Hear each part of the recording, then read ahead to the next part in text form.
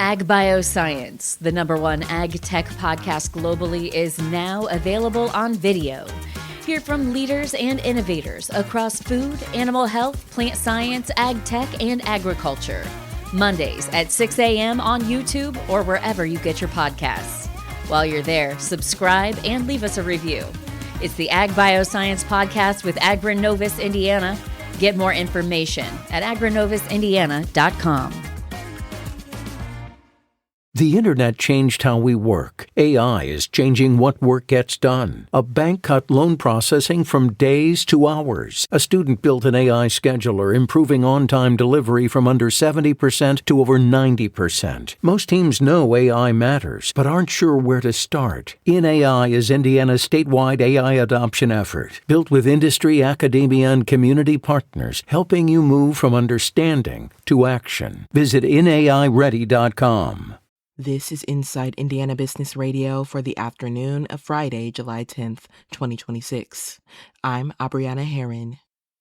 Fort Wayne Metals has announced plans for growth just over a week after being acquired by New York-based investment company Axel Johnson Incorporated. The company, which manufactures precision materials used in the medical device industry and other industrial applications, confirmed to Inside Indiana Business that it plans to invest $18.5 million in its local operations and add 150 jobs in Northeast Indiana.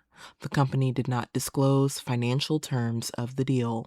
The Portage City Council is considering a draft ordinance that would place certain restrictions on future data center development in the city. The ordinance, which has already received a favorable recommendation from the city's Planning Commission, would create a new zoning code for a Technology Campus District, or TC District.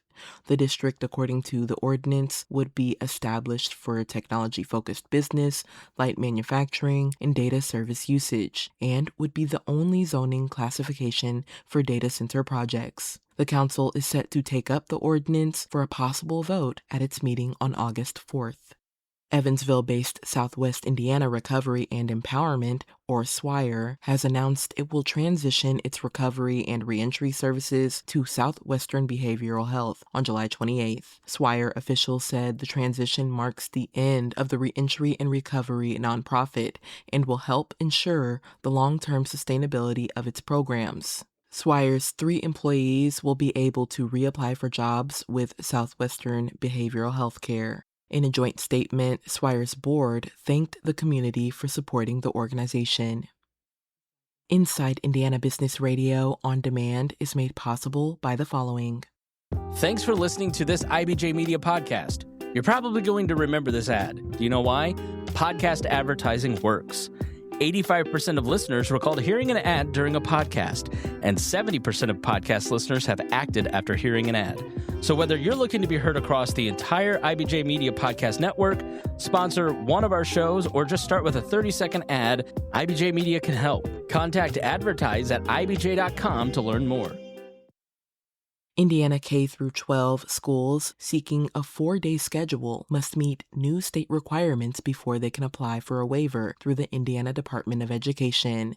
Inside Indiana Business's Alex Brown has more. Under a new law that took effect July 1st, schools must earn an A on the state's accountability system, meet Indiana's minimum teacher salary requirements, provide transportation for students who choose a traditional 5-day schedule, and offer free enrichment or remedial programs on the day school isn't in session. The State Board of Education must also approve any waiver. Right now, Vinton Elementary near Lafayette is Indiana's only school operating on a 4-day week. The school is entering the final year of its pilot program, and Principal Cindy Preston says the results have been encouraging. Student disciplinary referrals have dropped significantly, staff absences are down, and third-grade test scores have improved. Preston says longer school days have also given teachers more time for deeper instruction. But Vinton may face a hurdle when it seeks another waiver. While the school already meets the transportation and teacher salary requirements, Preston says earning an A rating will be difficult because roughly 80 to 85% of students come from low-income households. In her 15th year as principal, the school has never reached that rating.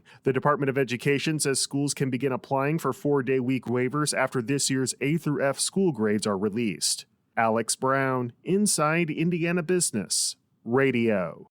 Indianapolis council leaders will pursue a pause on data center development after months of requests from advocates and concerned neighbors. President Maggie Lewis announced in a press release Friday morning that ahead of the council's initial consideration of zoning regulations on Monday, she will move to amend the zoning proposal to establish a moratorium on the approval of new data centers.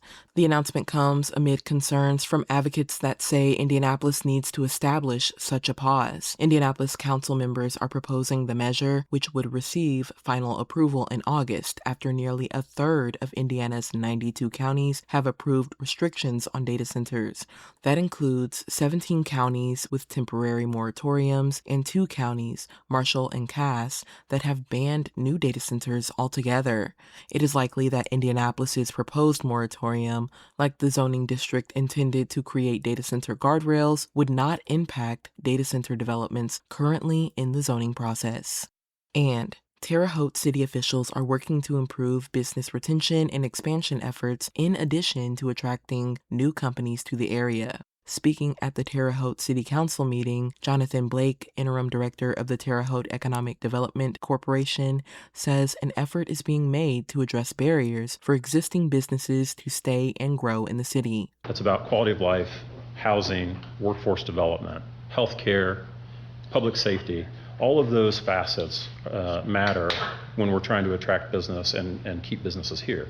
Terre Haute Mayor Brandon Sackbun cited several companies that are already investing in expansion efforts in the area, such as Indiana Railroad Company, which is building a new facility and will create more than 100 jobs over the next several years, and GE Aerospace, which recently announced a $15 million investment in its Terre Haute facility.